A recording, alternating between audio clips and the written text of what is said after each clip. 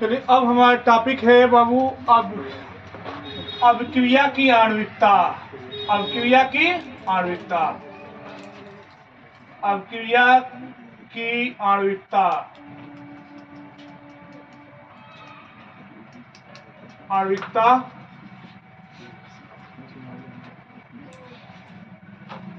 इसका इंग्लिश होता है molecularity of reaction. Molecularity of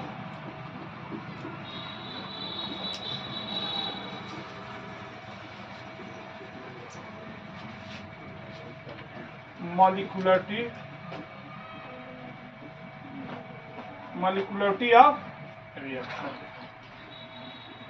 ठीक है, मॉलिक्यूलरिटी ऑफ रिएक्शन। तो देखिएगा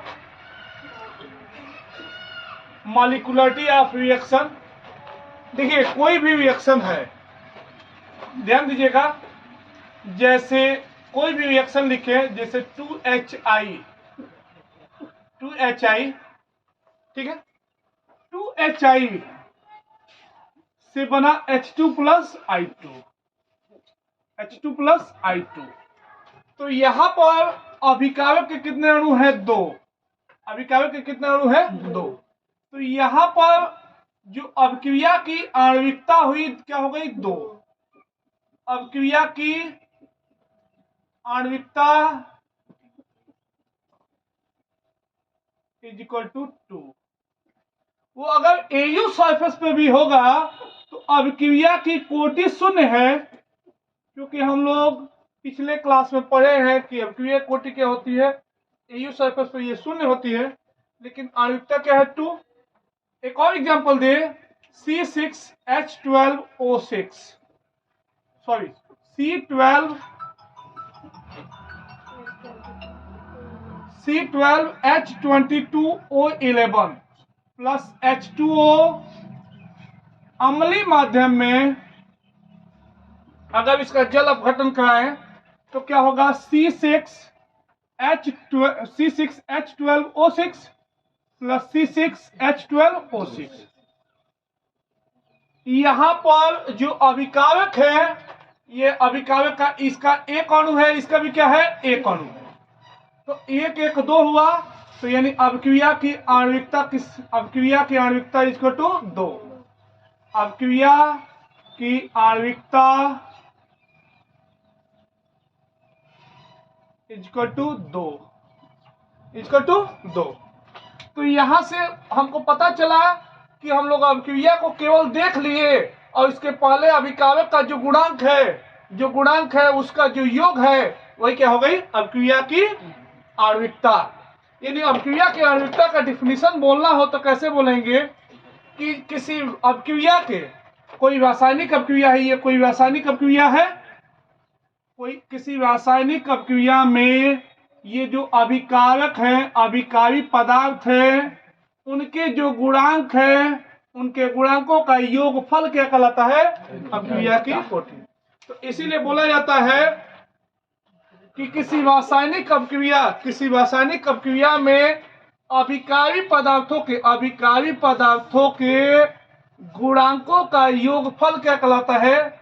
अवक्रिया की आणविकता। ठीक है, तो ये एग्जांपल है, इसको नोट कीजिए। चलिए अब देखते हैं बाबू अवक्रिया की कोटि तथा अवक्रिया के आणविकता में अंतर। अवक्रिया की कोटि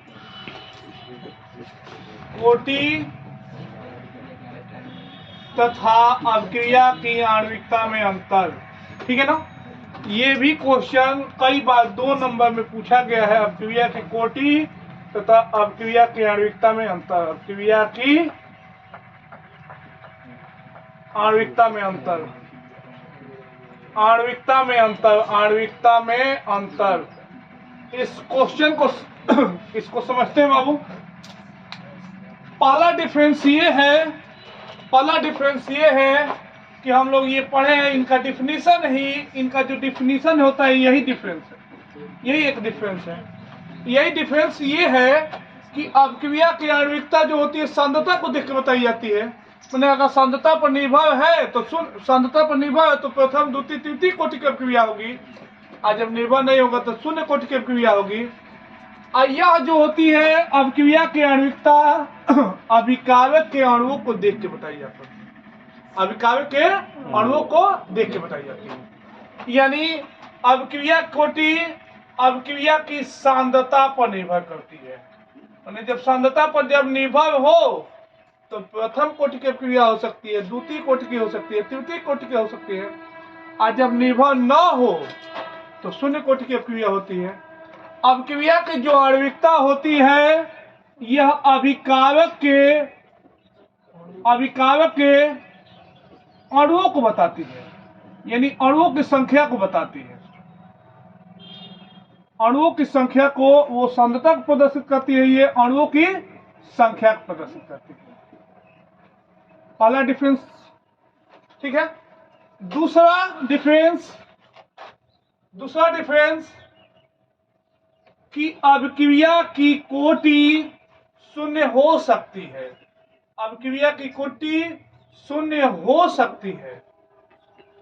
हम लोग शून्य कोटि की अभिक्रिया पढ़ चुके हैं, लेकिन अभिक्रिया की आणविकता शून्य नहीं हो सकती है। अभिक्रिया कोटि शून्य नहीं हो सकती है। कोई दिक्कत?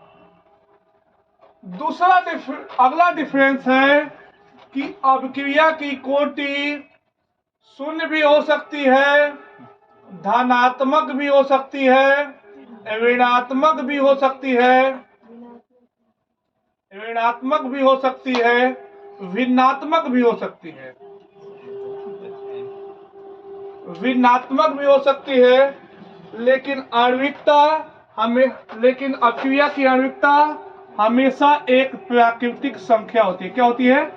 प्राकृतिक संख्या होती है। प्राकृतिक संख्या मतलब अभिक्रिया की कोटि जो होगी, अभिक्रिया की आणविकता 1 हो सकती है, 2 हो सकती है, 3 हो सकती है, 4 हो सकती है, डॉट डॉट डॉट हो सकती है। पहला डिफरेंस कि यह जो है सांद्रता को देख के बताई जाती है, यह अणुओं की संख्या को देख के बताई जा सकती है। यह जो है अभिक्रिया की कोटि शून्य हो सकती है, अभिक्रिया की आणविकता शून्य नहीं हो सकती है। अभिक्रिया कोटि शून्य हो सकती है, धनात्मक हो सकती है, ऋणात्मक हो सकती है, भिन्नात्मक हो सकती है, लेकिन ये हमेशा क्या होती है? प्राकृतिक संख्या होती है। जैसे एक एग्जाम्पल ले, ध्यान दीजिए, एग्जाम्पल ले 2HiAu सरफेस पर जब अभिक्रिया होती है तो H2 + I2 होती है। यह एक शून्य कोटि की अभिक्रिया है, यह शून्य कोटि की अभिक्रिया है, लेकिन इसकी आणविकता क्या है? 2 है। अब हम इसको यानी कहने का मतलब ये चौथा डिफरेंस बताने वाले हैं कि अभिक्रिया की आणविकता को अभिक्रिया की क्रियाविधि यानी क्रियाविधि देख कर बता सकते हैं कि इसके पहले 2 है तो इसकी आणविकता क्या हो गई? 2। लेकिन अभिक्रिया की कोटि अभिकारक इसको देख के नहीं बताया जा सकता है। इसको प्रयोगशाला में अभिक्रिया कोटि को प्रयोगशाला में प्रयोग करके बताई जाती है। प्रयोगशाला में प्रयोग करके बताई जाती है। एक बार और क्या वो डिफरेंस समझिएगा। यह जो है सांद्रता को बताती है, यह अणुओं की संख्या को बताती है। अभिक्रिया कोटि शून्य हो सकती है, अभिक्रिया की आणविकता शून्य नहीं हो सकती है। अभिक्रिया की कोटि धनात्मक, ऋणात्मक, भिन्नात्मक हो सकती है, यह हमेशा प्राकृतिक संख्या होगी। अभिक्रिया की आणविकता प्रयोगशाला में प्रयोग करके बताई जाती है, जबकि अभिक्रिया की आणविकता केवल अभिक्रिया की क्रियाविधि को देखकर। ठीक है ना? तो नोट कीजिए।